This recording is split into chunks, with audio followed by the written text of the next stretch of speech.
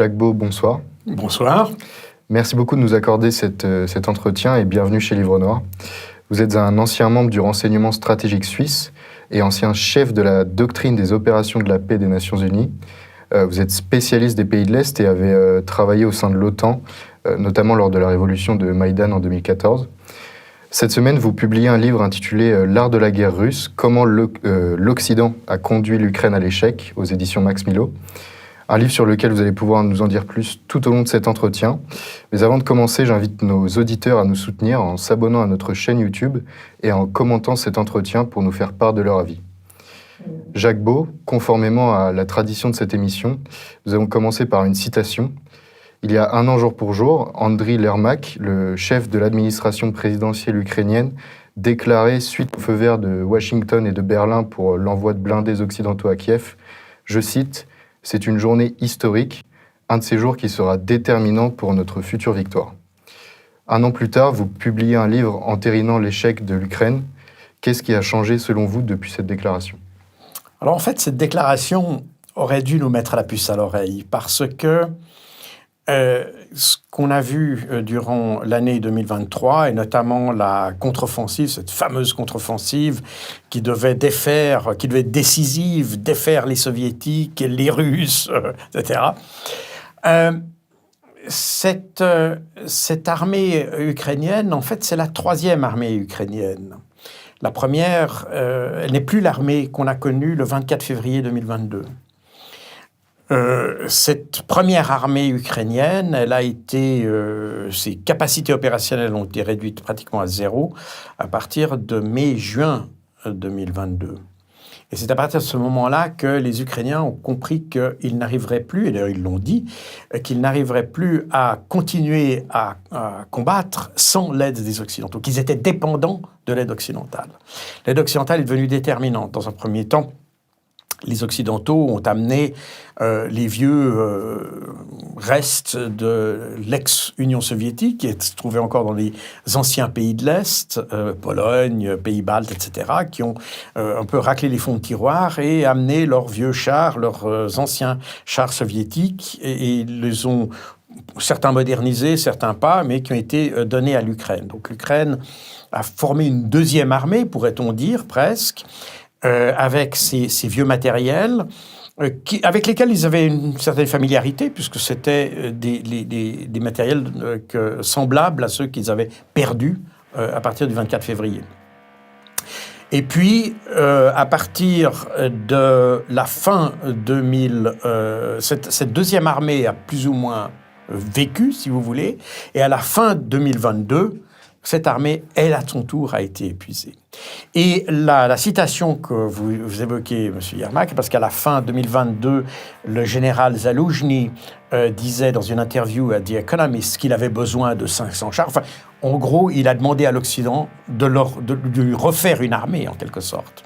Et l'acceptation de cette nouvelle fourniture d'armes a été effectivement pour Yermak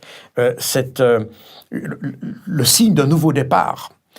Mais ça devait nous indiquer qu'il y avait eu un faux départ avant et que l'Ukraine victorieuse qu'on avait proclamée sur nos médias depuis février et la défaite de la Russie, eh bien, en fait, était une chimère. Et ça montre d'ailleurs, si vous voulez, cet échec de 2022 est à la mesure de l'espoir de 2023, en quelque sorte. Et au lieu d'en tirer les conséquences et de comprendre qu'en réalité, la Russie était beaucoup plus forte que ce qu'on avait imaginé au début du conflit, l'Ukraine était beaucoup moins prête qu'on ne l'imaginait à affronter la Russie, on a un peu continué sur la lancée. On a été trompé par notre propre narratif, en quelque sorte. Et au lieu de se remettre en question puis de savoir est-ce que vraiment on est sur la bonne voie, on a persévéré sur la voie de 2022. Résultat des courses, ce qui devait arriver arriva, et finalement on n'a fait que repousser l'échéance, si vous voulez, d'une défaite. D'ailleurs, vous avez bien mentionné que dans mon titre, je dis comment les Occidentaux ont amené l'Ukraine vers l'échec, pas vers la défaite. Je n'ai pas utilisé ce terme-là parce qu'il n'y a pas encore de défaite à proprement parler, mais enfin, on voit bien que c'est un échec dans la mesure où quelle que soit la forme qu'il prendra, on n'est pas dans une dynamique de succès. Et en tout cas pas dans la dynamique de succès qu'on nous a promise. Et c'est important parce que, en imaginant qu'on était dans une dynamique de succès, on a poussé finalement l'Ukraine toujours plus loin dans la mauvaise direction. Et c'est pas seulement un problème politique, c'est pas simplement un problème de géopolitique, c'est avant tout un problème humain. C'est-à-dire que l'échec se traduit par des pertes humaines. Et c'est effectivement ce que l'Ukraine subit. Et c'est finalement ce qu'on lui a fait subir. Et c'est ce qui est encore plus grave, c'est ce qu'on lui a fait subir presque volontairement. Puisqu'on a des politiciens américains qui, c'est arrivé à la fin 2023, qui pour essayer d'encourager, parce que quand même beaucoup de politiciens commencent à se poser des questions sur la pertinence de l'aide qu'on apporte à l'Ukraine, et afin de les convaincre, il y en a d'autres qui ont dit oui, non, c'est une bonne idée, parce que comme ça on arrive à combattre la Russie sans perdre de vie humaine nous-mêmes. Donc, si vous voulez, d'un certain côté, on disait, c'est l'Ukraine qui perdra les vies pour nous, mais nous, on n'en perd pas. Donc, c'est très économique. C'est le meilleur investissement qu'on puisse faire. Et ça montre d'ailleurs le cynisme de cette chose, parce que ça, de nouveau, c'est les Occidentaux qui l'ont dit, c'est pas Vladimir Poutine qui l'a raconté, ce sont des Occidentaux qui l'ont dit. Et si vous lisez d'ailleurs la dernière citation que j'ai dans cet ouvrage, qui est une citation qui nous vient d'une étude de la Rand Corporation qui avait été faite en avril 2019 et qui explique la stratégie pour affaiblir la Russie. Et cette stratégie comprend d'ailleurs tout ce qu'on a vu ces 2 dernières années. C'est-à-dire, effectivement, l'aide à l'Ukraine, pousser l'Ukraine dans un conflit, mais pas seulement ça, les conflits Azerbaïdjan-Arménie, l'entrée de la Suède et de la Finlande dans l'OTAN, tout ça est dans ce descriptif qui a été fait en avril 2019. Alors, ça, c'était le plan pour isoler la Russie. Et ce qui est intéressant, c'est que les analystes de la Rand Corporation qui ont fait ça, ils ont mis un avertissement dans cette stratégie. Ils ont dit, si vous appliquez cette stratégie, vous devez savoir qu'elle risque d'avoir un prix. Et ce prix, ce sera que l'Ukraine perde des territoires, qu'elle ait d'énormes pertes humaines et qu'elle sera poussée dans une paix défavorable. Donc, si vous voulez, en 2019, on connaissait les risques d'appliquer cette stratégie à la Russie parce que l'objectif de toute cette affaire, et ça, de nouveau, c'est pas Poutine qui le dit, ce sont les Américains eux-mêmes qui le disent. L'objectif n'est pas d'aider l'Ukraine, c'est d'affaiblir la Russie.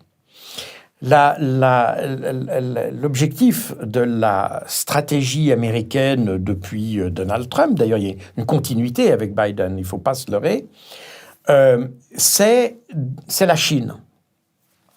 Et dans l'idée de certains stratèges américains, il y avait cette idée qu'avant de s'attaquer à la Chine, il fallait d'abord couper la Chine, si vous voulez, de toutes les ressources qu'elle puisse avoir. Et une de ces ressources, eh bien, pouvait être, enfin, une partie de ces ressources pouvait être fournie par la Russie. Donc, affaiblir la Russie, c'était enlever une ressource déjà politique ou géopolitique ou géostratégique à la Chine, mais c'était aussi couper la Chine de des potentielles ressources qu'elle puisse retrouver, ressources physiques, j'entends pétrole, terres rares, etc., qu'elle aurait pu retrouver en Russie.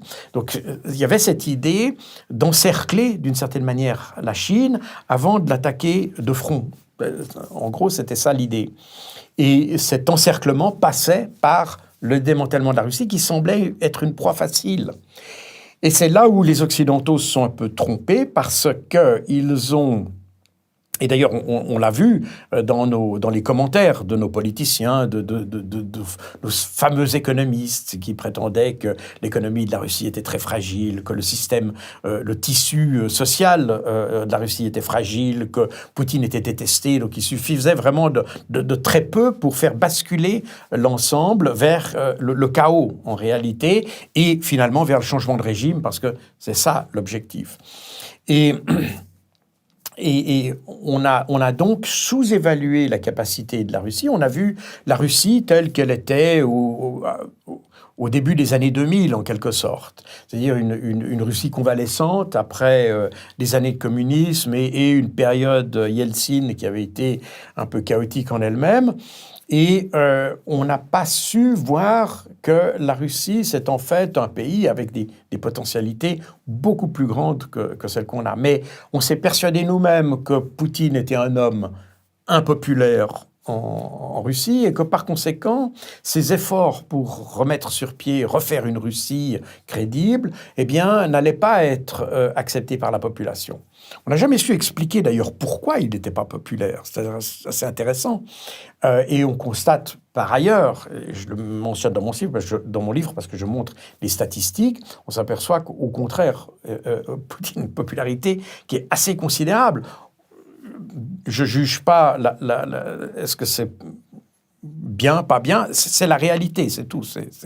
Et c'est une réalité dont on ne peut pas faire l'économie quand on planifie une guerre, si vous voulez. Or, on a fait l'économie de regarder ces faits-là, on s'est concentré sur nos préjugés et on a fait une fausse évaluation de la Russie. On a pensé qu'elle s'effondrerait effectivement beaucoup plus vite. On se rappelle les fameux propos de Bruno Le Maire sur Europe 1 qui annonçait l'effondrement de la Russie. Et c'était l'objectif d'ailleurs de ces sanctions massives multidimensionnelle qui devait finalement prendre la Russie de court et l'empêcher de réagir parce que tout arrivait en même temps, de manière brutale. Et probablement que si on avait appliqué toutes ces sanctions il y a une vingtaine d'années, peut-être un peu plus, eh bien probablement que la Russie se serait effondrée à ce moment-là. C'est probable. Mais en 2022, on n'était pas 20 ans plus tôt. On était en 2022.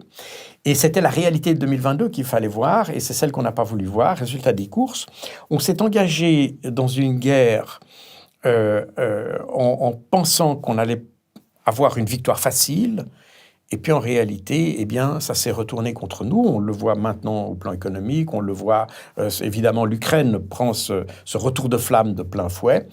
Et puis, on a au contraire aujourd'hui une Russie qui s'est renforcée économiquement, qui s'est renforcée militairement et qui s'est renforcée aussi, et c'est un peu paradoxal parce que les Occidentaux pensaient qu'en l'isolant complètement, on allait favoriser cet effondrement.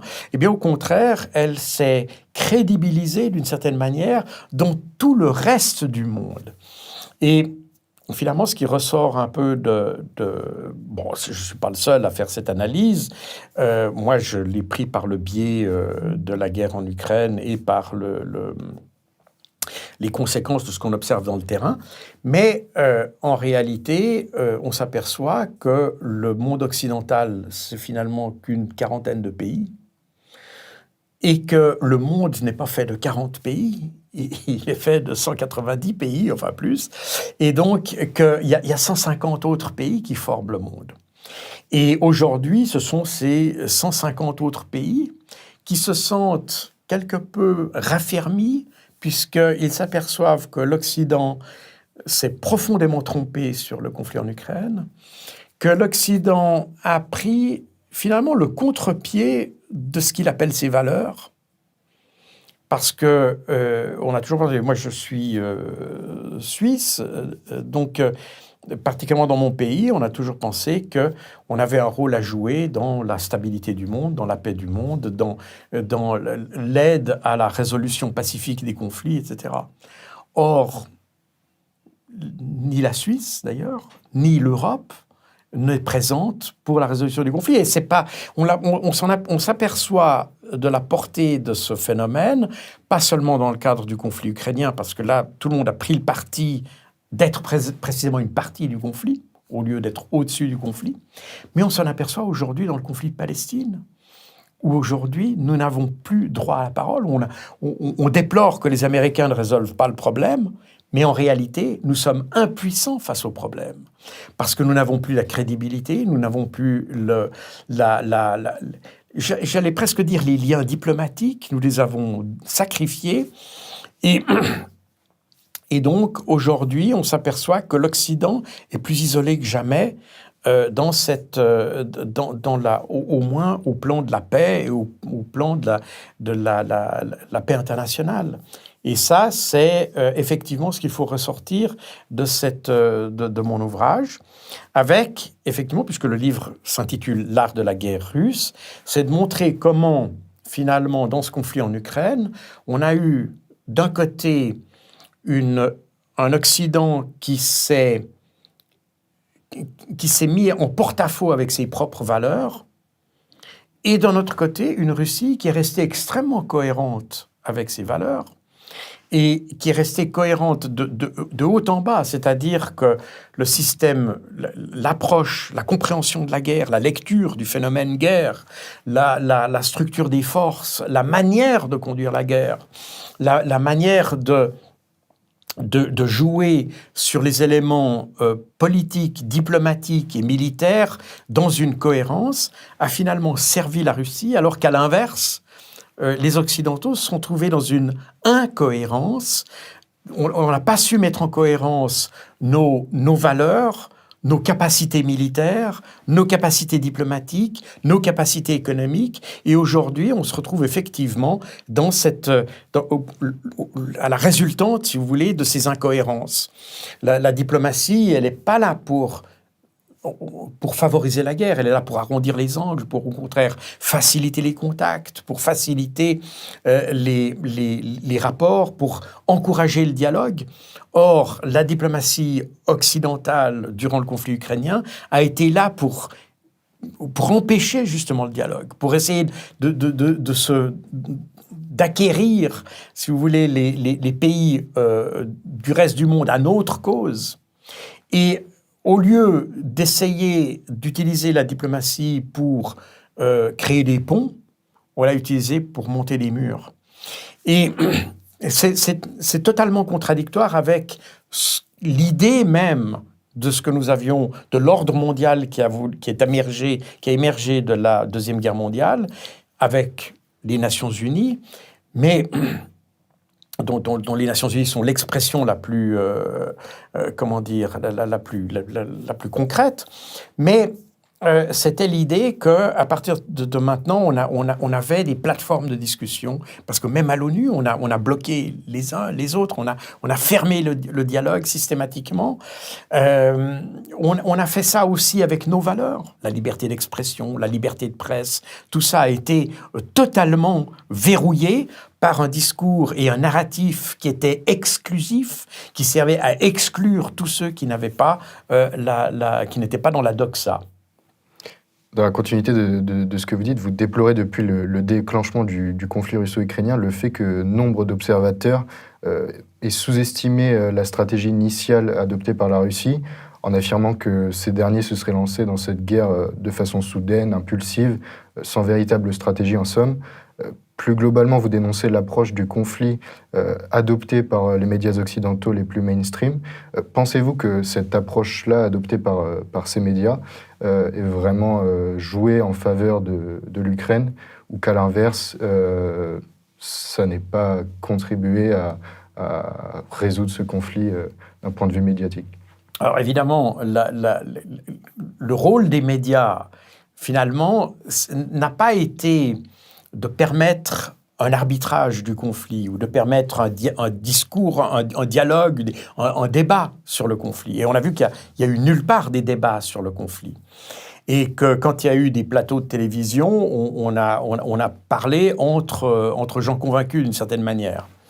Parce que le but n'était pas de résoudre le conflit. Le but, c'était de détruire la Russie, c'était d'abattre Vladimir Poutine. Et c'est d'ailleurs intéressant de voir que le conflit... moi, je suis un guerrier de la guerre froide, puisque j'étais dans les services de renseignement à ce moment-là, et c'est finalement au niveau du renseignement que s'est faite la guerre froide. La guerre froide, c'est une guerre qui ne s'est pas faite sur le terrain, mais qui s'est faite à travers les services de renseignement, l'espionnage, la compréhension, la lecture de l'autre, etc.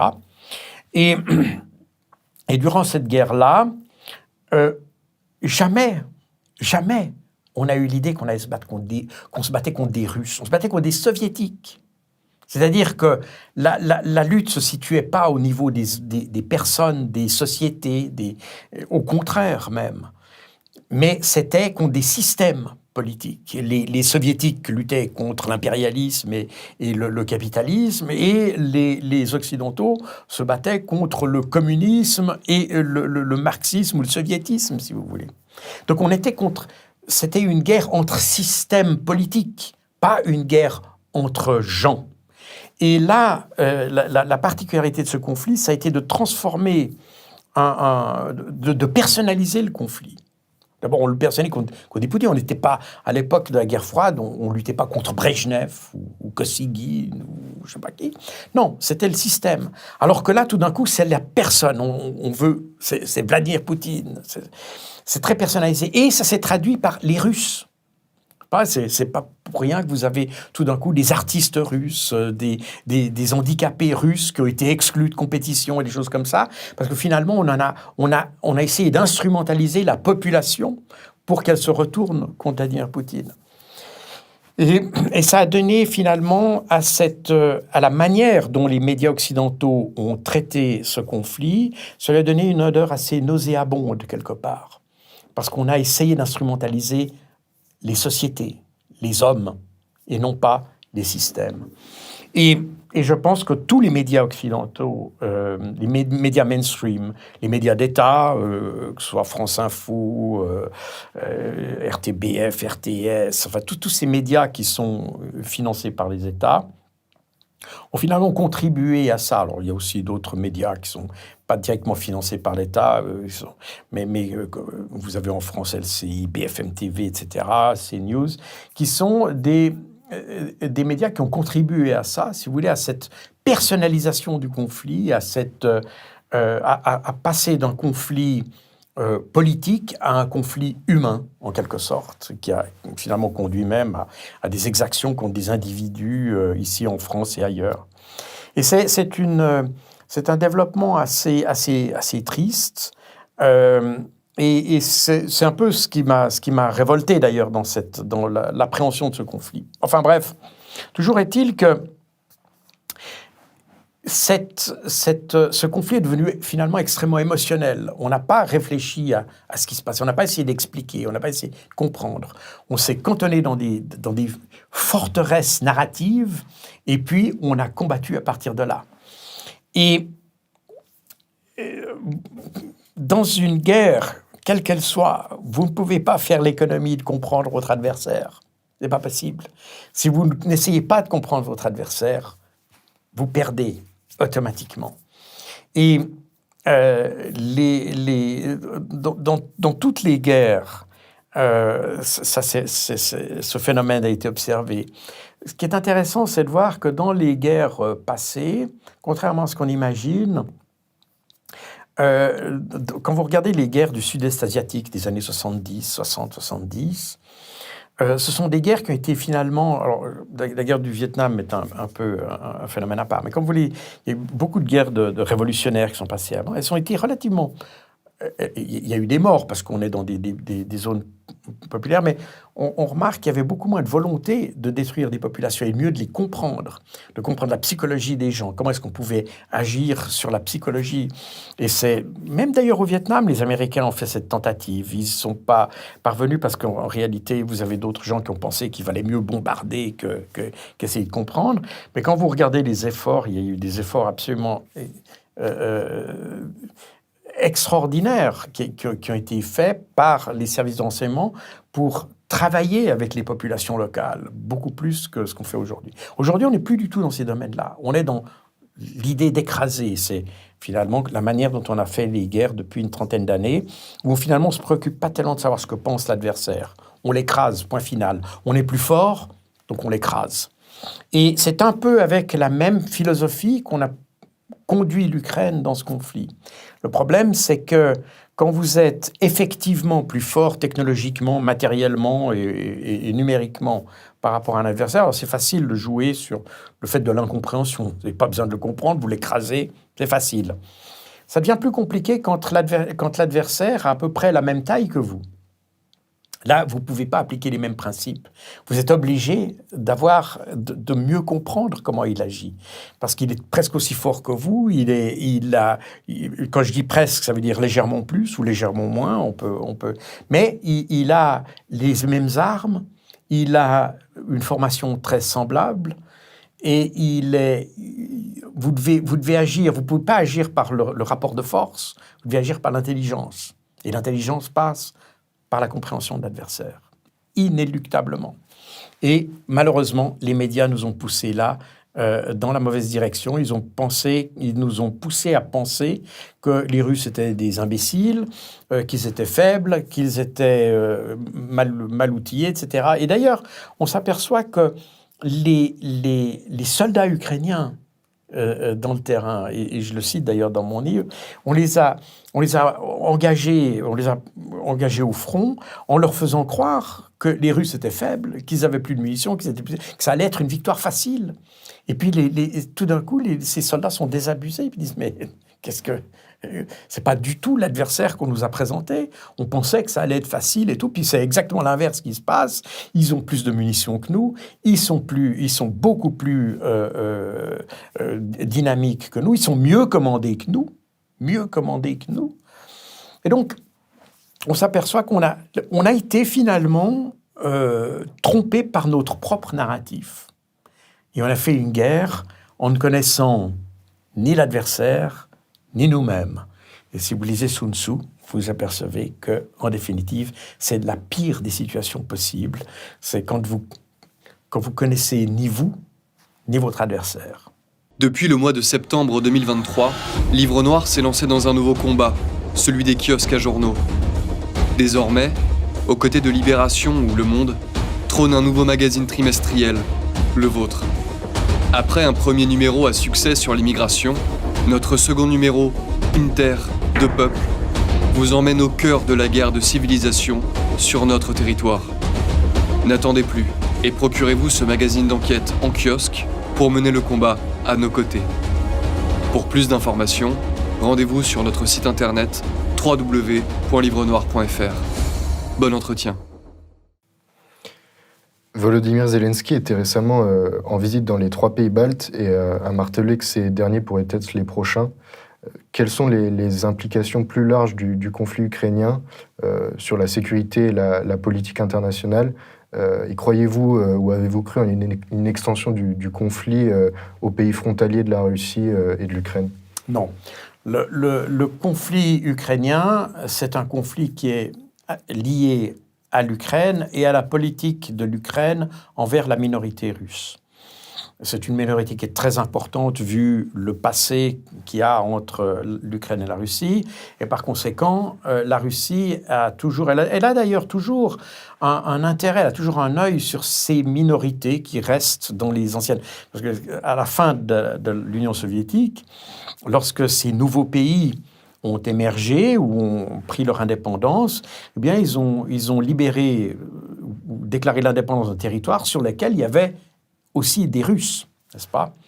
Et le problème qu'il y a dans ces ex-républiques socialistes soviétiques, c'est qu'elles ont été créées par un nationalisme qu'on peut assez bien comprendre, d'ailleurs. On arrive assez bien à le concevoir, ce nationalisme. Le problème, c'est qu'ils n'ont pas eu la sagesse de comprendre qu'ils avaient aussi... Il fallait tenir compte de la minorité russe, parce que c'est aussi des gens qui existent. Et donc, que c'était bien d'avoir l'indépendance et qu'il y ait eu cet élan nationaliste qui stimule cette indépendance. OK, pas de problème.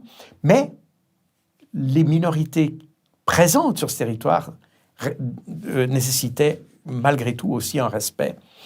Et d'ailleurs, dans la droite ligne de ce que veut la Charte des Nations Unies, n'est-ce pas ? C'est simplement le respect des minorités. Ça ne veut pas dire que il fallait que ces minorités aient une prépondérance, mais elles devaient avoir une existence reconnue et que si tout d'un coup, je prends l'exemple de l'Estonie par exemple, enfin j'aurais pu prendre d'autres exemples, mais l'Estonie est un bon exemple parce qu'il y a une minorité russe qui est assez importante Eh bien, faire l'estonien la langue nationale, ça me semble parfaitement légitime, mais de reconnaître que la minorité russe est telle que ça mérite d'avoir aussi le russe comme deuxième langue nationale, par exemple.